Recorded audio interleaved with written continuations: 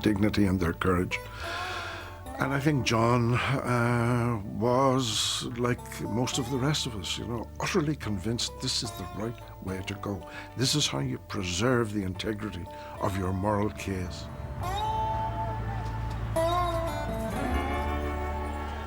Those things were seeping back home. Those things were catching on with young people. Let's not forget we were young people then. If you start trouble today, you're only putting those people through more suffering. Have a bit of sense. Have a bit of sense. Hume was being drawn into the street protests, and with his instinctive appreciation of the power of television, he provided the emerging civil rights campaign with a new edge. I have always said that Hume was the master of television. He took that and he worked it to the maximum. He had a slow, steady delivery, very decisive, incisive delivery, and he analysed things perfectly. The injustice, he was able to articulate that perfectly. It is not our intention, nor never has been our intention, to enter into any conflict, especially into armed conflict, with our fellow citizens. It was refreshing to see someone like Hume, who was rock solid, a staid approach to his television work, but reliable. He never made a gaffe at that stage and was able to, as I say, put some shape on what the headless chickens were all trying to do or saying they were trying to do.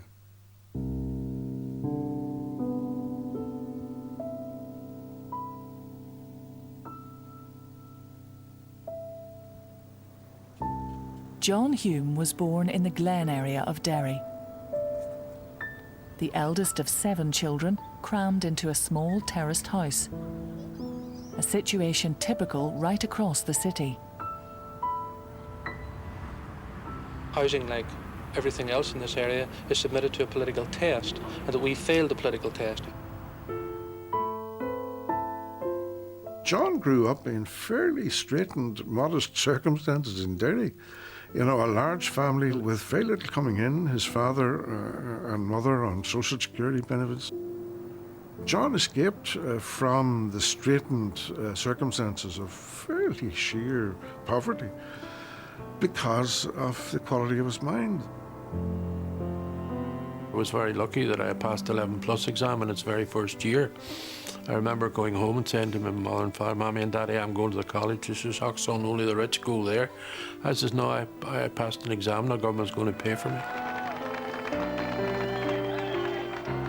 That generation was a very, very important watershed in the history of Northern Ireland. They were articulate, they were determined, they were confident, they were not bowed down, or they were not cowed by the kind of environment in which they found themselves, particularly as Catholics, in an environment that was politically hostile to them and to their ambitions.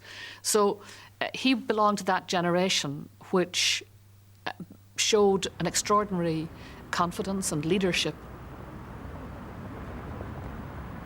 Any person who wishes to parade or hold a meeting is quite at liberty to do so, provided he holds it other than in an area specified in the order made by the minister.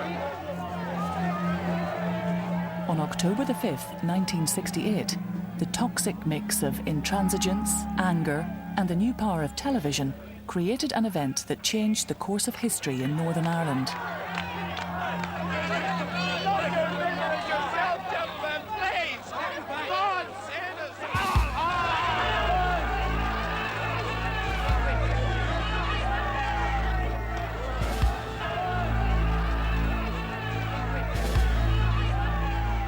Hume believed in the power of peaceful protest, and pictures of campaigners being attacked by police helped transform the Civil Rights Association into a mass movement.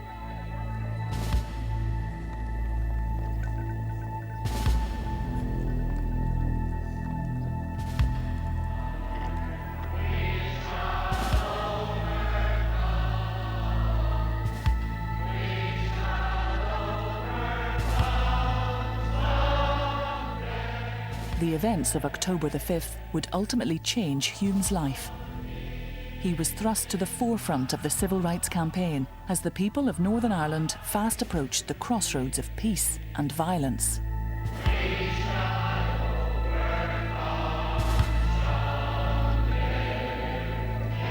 Absolute discipline by leaving the streets absolutely clear. I think at the time, John was never going to join with the likes of me and make a united front with the radical left. That's not the way he was inclined. And also I think John believed from the beginning that the way forward was to unite sort of the Catholic nationalist community. John Hume, who's well known in the houses that he visits, for he has in effect become the leader of the civil rights campaign in Derry. In February 1969, as Hume was elected to the Stormont Parliament, he was also coming to the attention of the Dublin government. I think Jack Lynch and Paddy Hillary began to realise this was a voice not just of sanity, but this was a voice of construction. He had a concept, he had a vision. The Citizens' Action Committee as a body has among its membership people of every political persuasion. The chairman of the Nationalist Party. That consistency was a huge beacon for people in Dublin who were floundering, who didn't know what way to go. I mean, were we going to go the arms route? Were we going to go the peaceful route? If we were going to go the peaceful route, what sort of peaceful vision were we aiming at? And Hume, in a sense, threw a life belt to Southern politics as early as 69-70. It was totally different from the politics we'd been used to in Northern Ireland.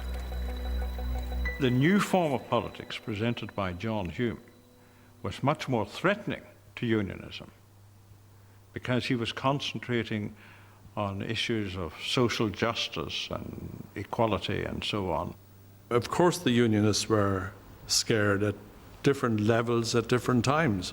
They feared the strength of that relationship, the relationship between Dublin and John Hume.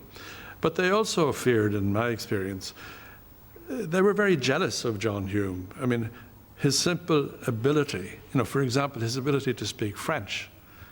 For some reason, that intimidated many Unionists. I mean, Unionists were hardly even reading the London Times to find out what was happening outside Northern Ireland. So Hume was about 10 years ahead of, in my view, he was 10 years ahead of Unionism in exposing the problem of Northern Ireland to a much wider audience. But in 1969, Hume's message of non-violent protest was already falling on deaf ears, especially in his hometown. With this much hatred about, peace seems a forlorn hope.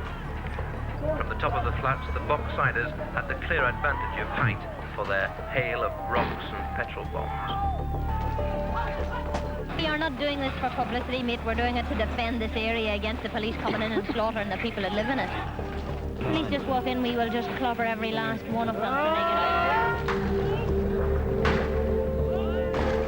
The violence on his doorstep forced Hume and his colleagues to reassess their strategy. We realised very quickly that you can only march people up to the top of the hill and down again so often. So the civil rights marches became redundant. We realised that if you're going to change things, which we had to do, then you have got to have the power to change them. And the only way you had power was through the ballot box. As the Unionist Prime Minister Brian Faulkner attempted to placate nationalists, Hume helped form a new political party, the SDLP. Most leadership contests or choices are compromises, and Jerry was leader. A very good politician. He hadn't the thought process that Hume had. He hadn't the strategic nous that John Hume had. He hadn't the cuteness of Hume. if one looks at it from a nationalist perspective, they will have an equally dark view of Ian Paisley and his response.